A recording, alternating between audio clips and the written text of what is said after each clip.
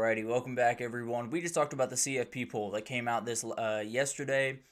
Seems like Miami over Georgia Tech is the big thing that everyone's pretty upset about. I'm not super upset about it, mainly because probably going to work itself out throughout the ACC schedule with Miami just not even controlling their own destiny in that conference. So that'll be interesting to watch. Maybe Miami has an at-large bid. All of this stuff we will talk about on Friday, I promise you that. But we got some ranked games to talk about. We got 4 big-time ranked games this upcoming weekend that could totally shake up the playoff, could totally shake up what conferences look like, could knock a number of teams out of the playoff race. And let's go ahead and jump into this. And we'll start with the one that weirdly enough doesn't matter to Pat Narduzzi, apparently. That was a very, very weird comment he made yesterday or 2 days ago when he was asked about this game being a must-win. Said absolutely not and kind of left it there. Didn't necessarily expand, didn't save himself in some respects. He doesn't believe this is a must-win. It's going to make it really tough for me to pick Pitt here, but at the end of the day, very interesting game. And Mason Heinschel, if you haven't watched the kid, incredible. It's incredible what he's been able to do since coming in for Eli Holstein, which coming into the season, I was sitting here telling you that's one of the best quarterbacks in the ACC. I truly believe that. And things fell apart pretty quickly. They lose the game to West Virginia early in the season. They make the switch in quarterback, and they sling the ball around the field. That is what this team does. That is what they're defined by. With Desmond Reed being such a good receiving back, you have the ability to kind of play around with a lot of different ways, a lot of different personnel groupings, and then let number 0 be who he is, which is a downright special playmaker. So we'll see what happens in that. Jakyron Turner is another incredible player, a really, really good running back for them. This team is going to throw the ball around the field. Notre Dame secondary is really tough. Now, they have had bad moments this year, especially early on in the year, but Leonard Moore is one of the best, maybe the best coverage corner in the entire country. Christian Gray is finally finding a groove after a slow start, maybe switching numbers threw him off a little bit, but he is rolling now in that new number 6. A lot of really, really good players back there, and a lot of guys that just know exactly where they need to be against a really young quarterback that isn't the best recipe for success. But at the end of the day, there is an interesting element here. Pitt's top 5 in the country in rush yards allowed. They have the ability, as much as anyone has the ability, because I'm not sure how many teams actually do have the ability to take him fully out of the game, but they can do enough against Jeremiah Love. Now, Ty Edwards for West Virginia had a great game earlier in the year. They've been much better against the run since then. There's a bigger challenge. Jeremiah Love and Jadarian Price is, for my money, the best running back duo in the country and probably one of the best we've seen in quite some time around college football. Is an elite duo that can do so much damage. Maybe Pitt can just limit that. It's one of those players, it's one of those duos that you're not going to totally shut down. That's just not in the cards for any team. They're too dynamic, they're too physical, they're too fast. It's not going to work. What you can do is limit their impact. And then you got to get after the young quarterback. CJ Carr is incredible. He has played really, really high-level football really all year. I mean, that first half of that Miami game was shaky, but then he kind of found a groove. In that A&M game, he played good football. He's a really, really talented kid, playing really high-level football right now, and he will have openings. This is not a good pass defense for Pitt right now. This is a defense that has really, really struggled to stop some of those big plays. I think he's going to have a moment here. He's on the road against a ranked team. Maybe not as much juice as he thought, considering what Pat Narduzzi said, but at the end of the day, there will be big plays to be made. They're going to absolutely sell out to make sure that number 4 and number 24, Jadarian Price, I believe, number 24 do not take over this game, because they absolutely can. That means it's CJ Carr's chance to take over a game, and I think he can do that. I really, really like what Pitt is doing this year. I think they're doing some incredible things. I think it's a little bit more fragile than some people think. I think that defense is kind of holding on for dear life, and that offense is bailing them out quite a bit. I don't think it's going to work in this game. I think you're going after the wrong group of DBs in this one. I think Leonard Moore makes a couple of big plays.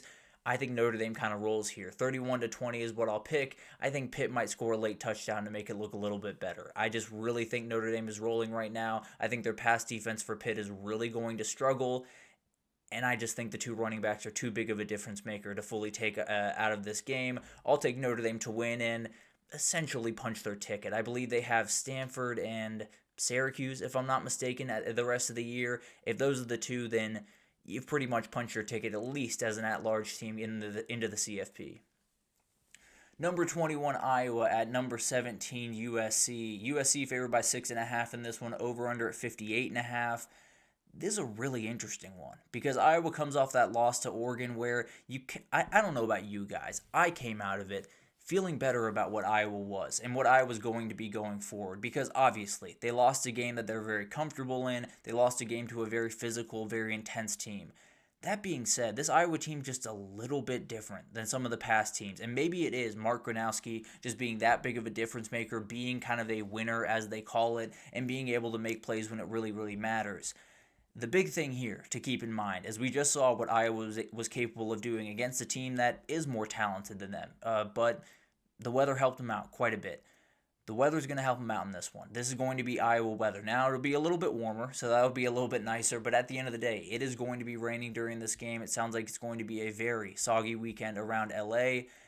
That could lean towards Iowa. Now, that's not to say USC can't run the football. They've done a great job with that. King Miller has taken over for Waymon Jordan since he went down. Don't know what the status is on him. At the end of the day, I think it is very likely to be King Miller in this football game. They got to find a way to run the football because it is going to be really, really tough to throw the football on this football team, even if it was perfect weather. They allow 148 yards per game through the air.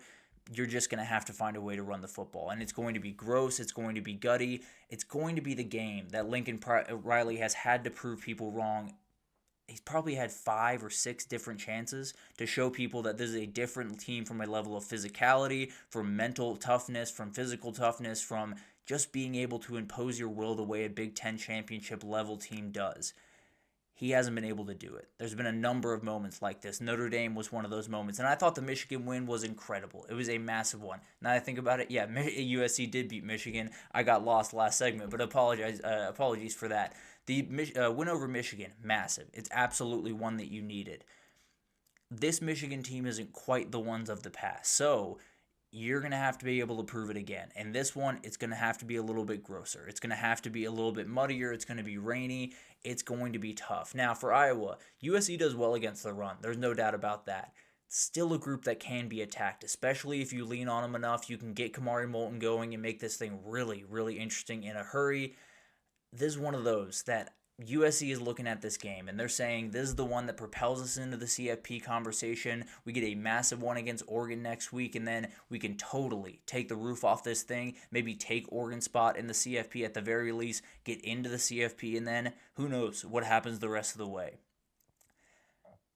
I think they're going to fall on their face. I really do. And I don't really have a strong feeling for why.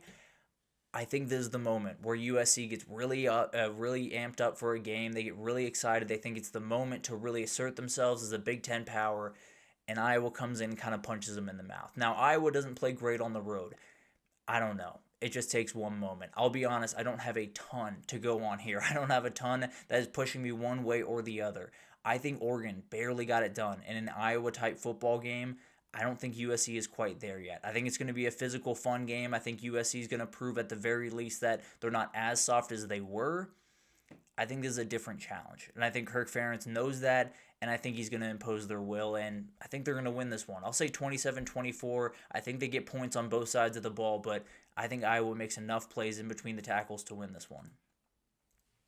Number 11, Oklahoma at number 4, Alabama. Alabama favored by 6.5 in this one, over-under at 45.5, as you can imagine with these two defenses, but this is a great one. This is one that's going to be absolutely incredible. A lot of people buried Oklahoma after that Texas loss. I think with John Mateer being injured, I think it's fair to say that one, obviously, you don't want to throw that result out the window, but this Oklahoma team's a whole lot better than the one that you saw in Red River. And now they get a huge opportunity because you look forward at the next 2 games that they play against Missouri and LSU. Those are a whole lot easier than they looked a couple of weeks ago, or especially early in the season. So you're in a position now if you're Oklahoma. You go on the road, you get this big-time win, everything is back on the table. You could jump over Texas, who could lose to Georgia, and we'll talk about that one in a second, obviously. But Alabama walks into one needing a win, because I really do think Alabama's one of those teams that, let's say the chaos scenario really does hit the SEC, and you have tons of 10-2 teams, you have a couple of 11-1 teams with A&M and Ole Miss possibly. That FSU loss could come back to haunt them. I think they've done plenty to erase that one, to make that one kind of a weird blip, in an otherwise incredible run. That being said, you lose one more, then that becomes a bigger data point. The same way a Florida loss for Texas would become a massive data point if they lost another one. I think it's a pretty big data point right now, obviously. So I think it's going to be, they're going to be in a position where you have to win this one. Not necessarily to say if you lose it, you're absolutely out of the CFP. I think there's a number of ways they could still get in, even losing this game. It's just to say it makes it a lot more complicated, and there's a lot of teams that'd be more than happy to be the team that knocked Alabama out, even in a 10-2 season. Stuff like that is on the table, as crazy as that sounds. But the question to me has been the same one as it's been every single Alabama game this year, really.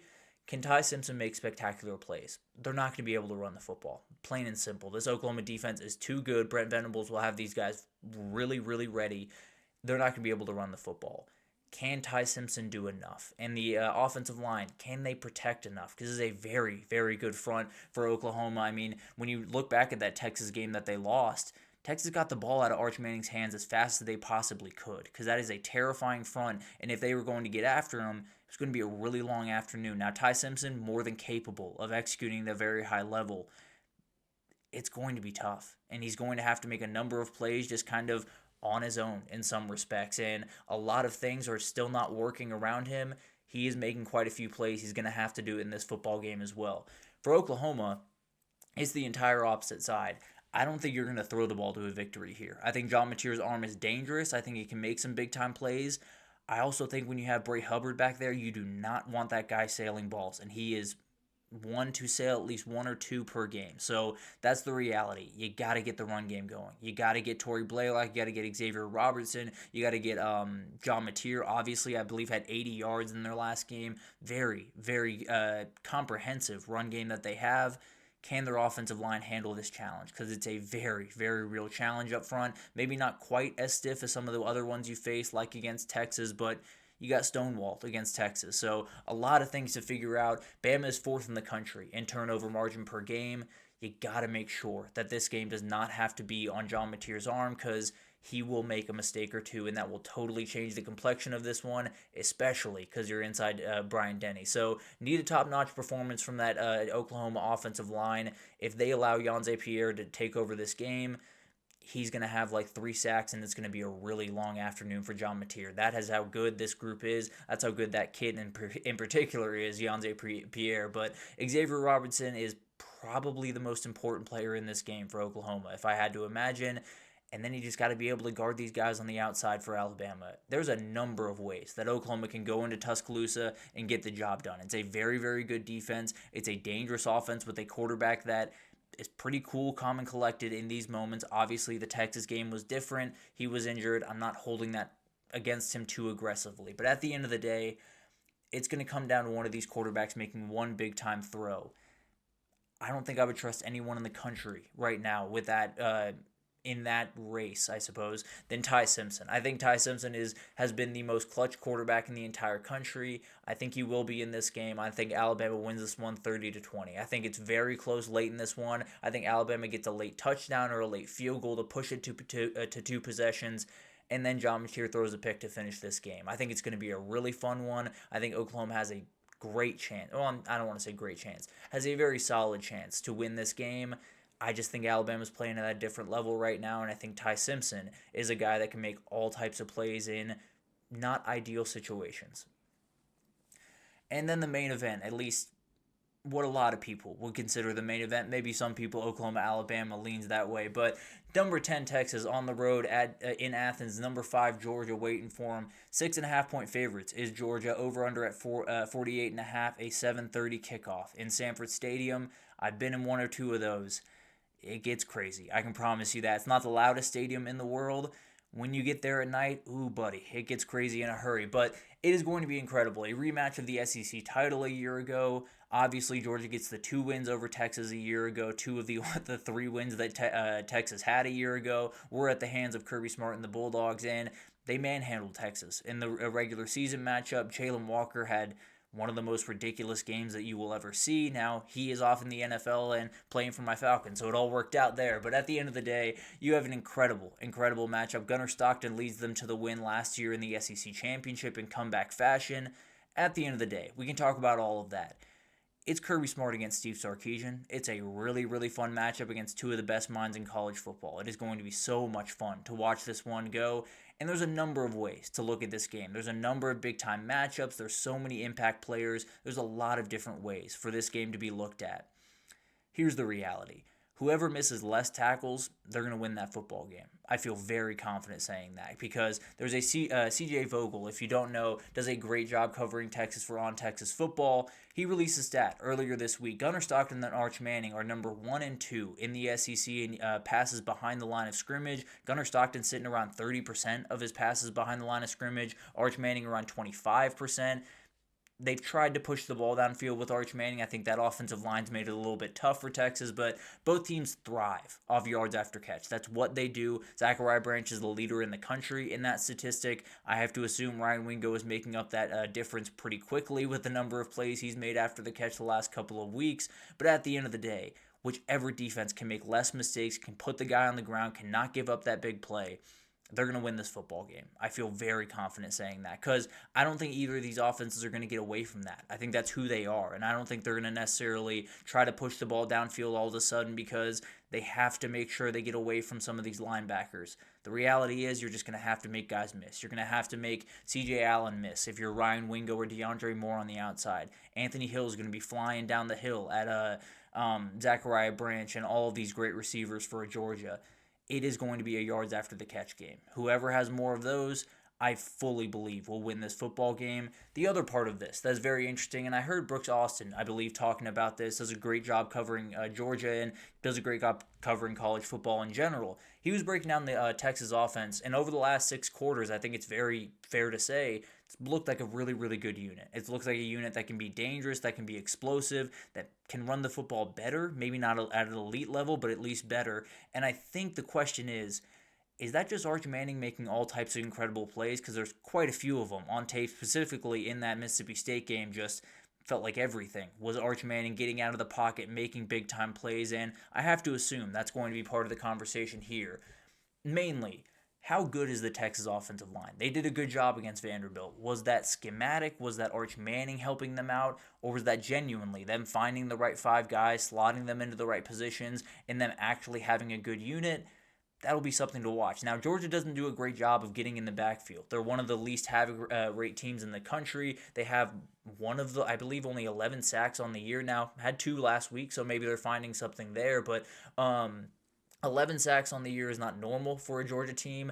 I can tell you pretty confidently, if they don't get after Arch Manning in this game, if they don't push him off the spot, if they don't make him nervous, he's going to be able to dice you up. We've seen what he's been able to do with a little bit of time, and that hasn't been frequent this year, but at the end of the day, when he does get time, the kid's going to make the right play. He's a very talented player and absolutely is someone that if you don't force him to make bad plays, he's probably not going to make them all that often. Now, on the other side, I think this one, it's Gunnar Stockton. Just so steady, such a smart quarterback, a guy that I rarely have seen make the wrong play. Sometimes he'll put the ball in his pocket when he should let one rip. There's very few times when he puts the ball just in harm's way for just about no reason. So it's going to be a really fun one. These are 2 very high-level quarterbacks. I think they're playing as good of football as they've played in their entire career, particularly Arch Manning. Gunnar Stockton's been doing this just about all year, but it's a special one. There's no doubt about that. 2 elite run defenses, and if Georgia can't run the ball, then this thing gets a little bit more interesting, and we have a big-time fight.